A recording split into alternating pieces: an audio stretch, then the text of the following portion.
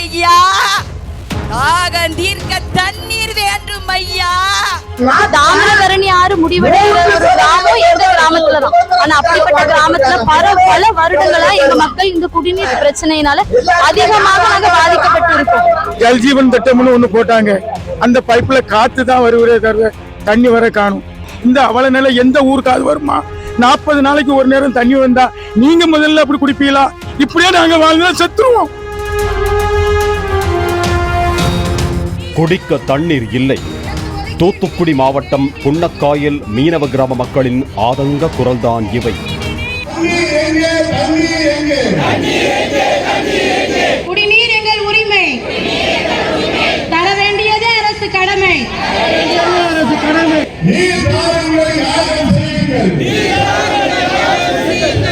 முகத்துவார பகுதியில் அமைந்துள்ள இந்த கடற்கரை கிராமத்தின் வழியாகத்தான் தாமிரபரணி ஆறு வங்கக்கடலில் கலக்கிறது. கடந்த 2 ஆண்டுகளாக மழைக்காலத்தில் ஊருக்குள் தாமிரபரணி ஆற்று நீர் புகுந்து மீட்பு பணிக்காக காத்திருந்தனர் இந்த கிராமத்து மக்கள். ஊர் முழுவதும் வெள்ளத்தால் சூழப்பட்டது.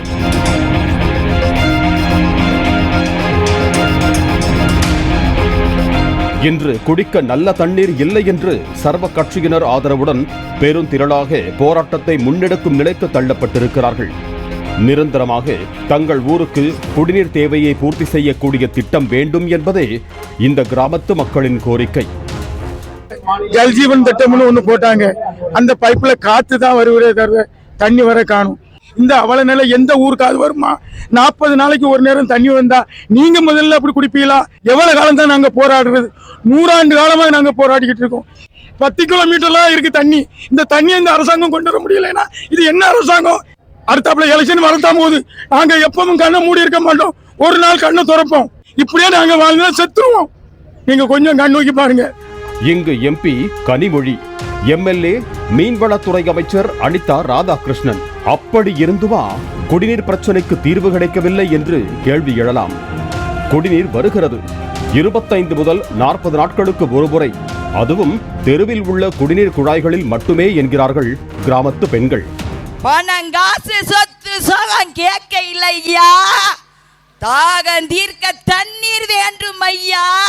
தூத்துக்குடி மாவட்டத்தில் டெங்கு நோய் அதிகமாக உள்ள பாதிப்புள்ள ஊர் எதுன்னு கேட்டால் அது புன்னக்காயல் தான். இந்த புன்னக்காயல் ஊரில் கிட்னி ஃபெயிலியர், கல்லடைப்பு, மலேரியா, டைஃபாய்டு, டெங்கு காய்ச்சல் போன்ற பல வியாதிகள்ல நாங்க இருக்கோம். வீட்டுக்கு வீடு தனி லைன் பைப் லைன் எங்க மக்களோட சொந்த பணத்திலேயே நாங்க நிறைய பங்களிப்பு போட்டிருக்கோம். அப்படி இருந்து 1.5 வருஷத்துக்கு முன்னாடி இந்த பைப் லைன் வந்துடுச்சு. ஆனா குழாயை திறந்தா தண்ணீர் வர்றதே இல்லை. அந்த கிராமத்து மக்கள் முன்வைத்திருக்கின்ற பிரதான கோரிக்கை, தூத்துக்குடி மாவட்டத்தில் உள்ள மற்ற கிராமங்களைப் போல ஜல்ஜீவன் மிஷன் மூலம் வீடுதோறும் குடிநீர் குழாய் அமைத்து மக்களுக்கு சுத்தமாகவும் சுகாதாரமாகவும் குடிநீர் வழங்கப்படுவதை உறுதி செய்ய வேண்டும் என்பதே.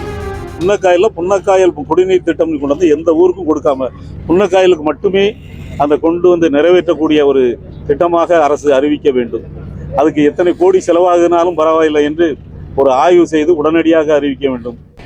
அங்கு நடந்த போராட்டத்தில் பங்கேற்ற அதிமுக, பாஜக, விசிக, தாவேக கட்சியினர் எல்லோரும் குடிநீர் தேவைக்காக குரல் கொடுத்து கொண்டிருக்க, இடையில் நாம் தமிழர் கட்சியின் நிர்வாகி ஒருவர் பேசும்போது போகிற போக்கில் தாவேக தலைவர் விஜயை சீண்ட அடுத்த நொடியே தாவேக தொண்டர்கள் ஆவேசமாக வாக்குவாதம் செய்ததால் பரபரப்பு ஏற்பட்டது.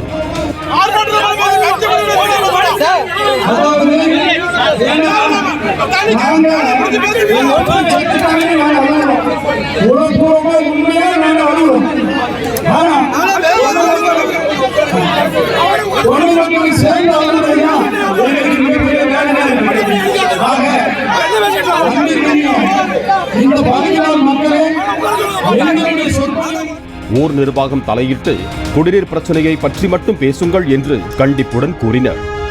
கடல் மேல் உயிரை பணயம் வைத்து பிழைக்கும் இந்த மீனவ மக்களின் குடி தண்ணீர் தேவையை பூர்த்தி செய்ய ஆவண செய்ய வேண்டும் என்பதே அனைவரின் எதிர்பார்ப்பு. பாலிமர் செய்திகளுக்காக திருச்செந்தூர் செய்தியாளர் ஆனந்தகுமார் மற்றும் வேல்ராஜ். பிளே ஸ்டோர் மற்றும் ஆப் ஸ்டோரில் இருந்து பாலிமர் செயலியை QR கோடு மூலம் பதிவிறக்கம் செய்யுங்கள். செய்திகளை உடனுக்குடன் பெறுங்கள்.